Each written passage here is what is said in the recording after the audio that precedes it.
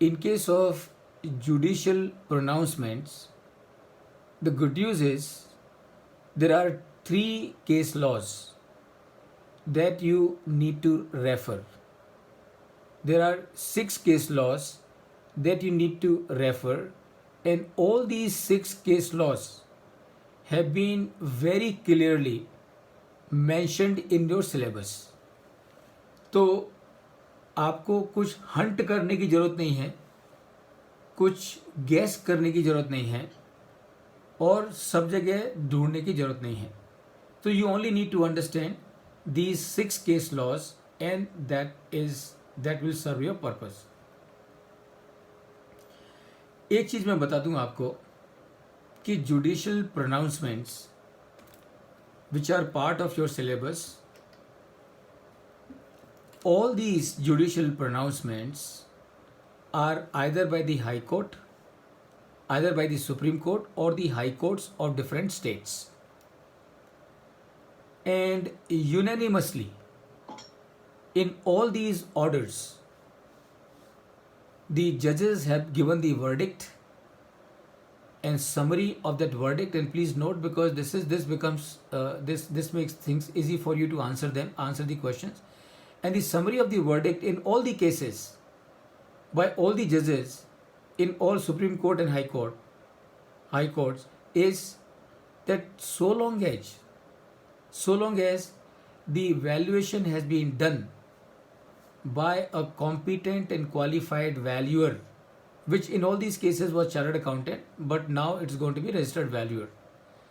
So long as the valuation has been done by a competent and qualified chartered accountant, henceforth it will be valuer, registered valuer, following the specified approach and income.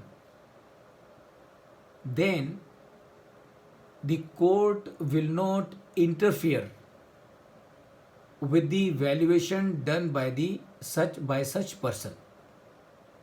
So this is the gist of all the orders passed in all these six orders, and not only in these six orders, but all the other orders by the courts. What does it mean? And please pay attention here. It means that the courts have posed tremendous amount of faith and confidence in the professional valuers.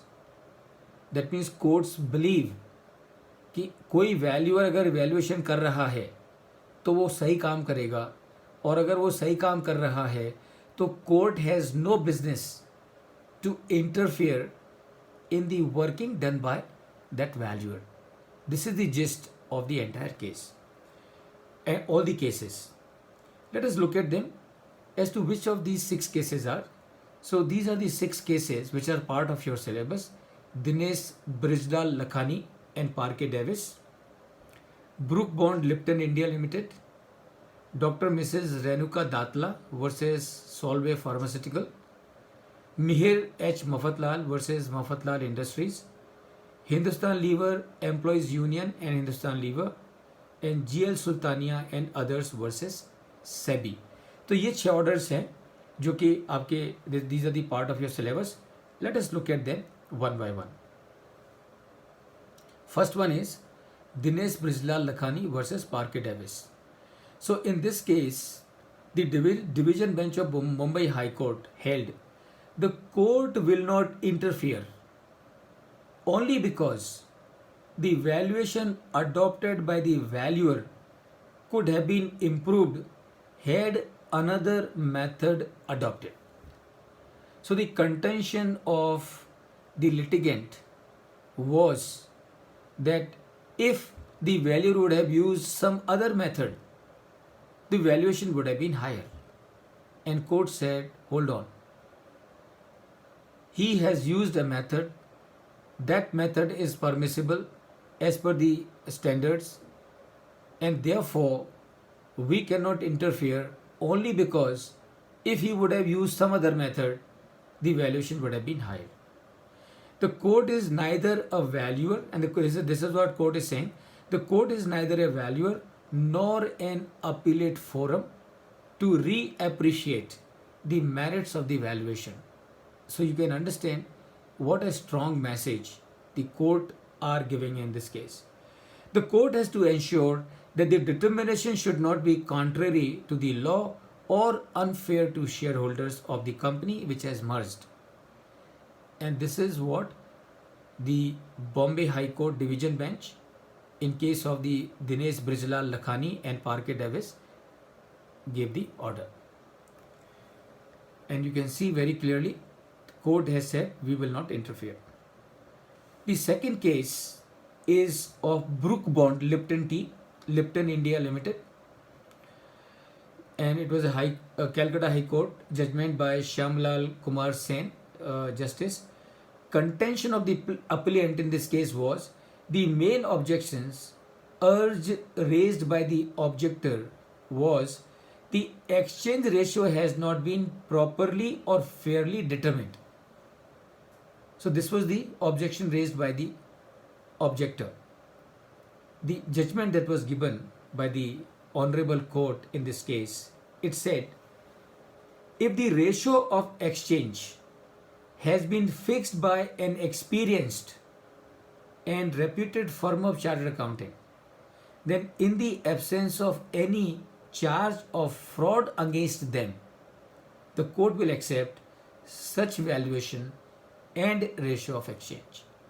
So you can see that there is a similarity here also in case in the previous order, in case of Lakhani and in case of Brook Bond, the court has given the same position that we will not interfere so long as the valuation is done by a competent firm of chartered accountants. Then third is Dr. Mrs. Renuka Datla versus Solvay Pharmaceutical. This was by the Supreme Court. So see what the Supreme Court has said. And remember, in all these 6 case laws, you need to be aware of what we are discussing. The court is not going to, the question is not going to go into the history. किसने क्या कहा, किसने क्या सुना, कैसे बढ़ा, what was the, no, they will not go into it. They will just go into the ratio decidendi. What is the ratio decidendi of this particular case? So this is what you need to understand and remember. And I'm sure in all the cases, it is the same thing which is coming up. Therefore, you should not have any difficulty in answering the question.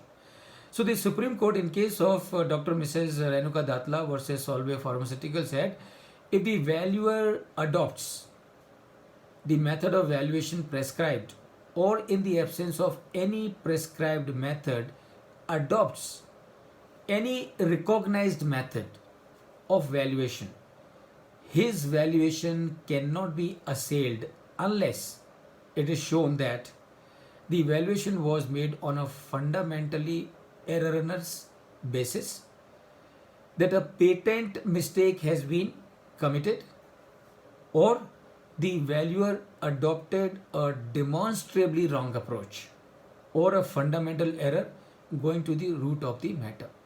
So the Supreme Court in case of Renuka Datla versus Solvay Pharmaceutical said it very clearly that only if there is a fundamental error, only when there is a patent mistake, only when there is a demonstrably wrong approach, only in such cases the court will intervene.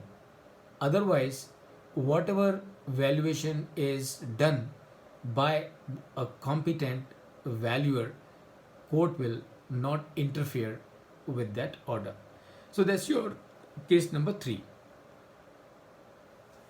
4. Mihir H. Mafatlal versus Mafatlal Industries, Supreme Court.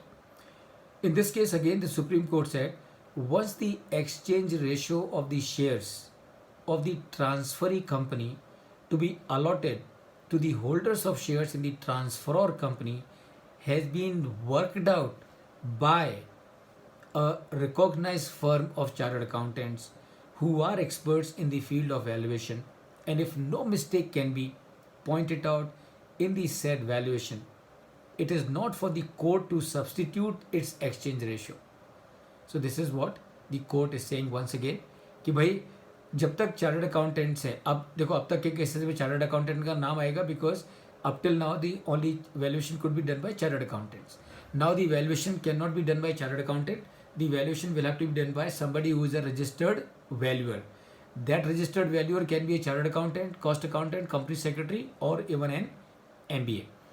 So, what the court is saying in this case as well, that so long as the firm, the recognized firm of chartered accountants, who are experts in the field of valuation, and they've done no mistake, court will not intervene. And that is the case number 4, Meher H. Mafatlal. Then you have case number 5, which is Hindustan Lever Employee Union versus Hindustan Lever and others. Again, Supreme Court. The jurisdiction of a court in sanctioning a scheme of merger is not to ascertain with mathematical accuracy if the determination satisfied the arithmetic test. A company court does not exercise an appellate jurisdiction. It exercises a jurisdiction founded on fairness.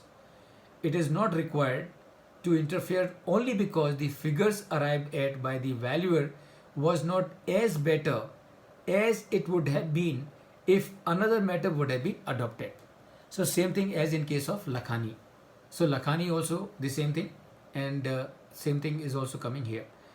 So the court's obligation is to be satisfied that the valuation was in accordance with the law and it was carried out by an independent body.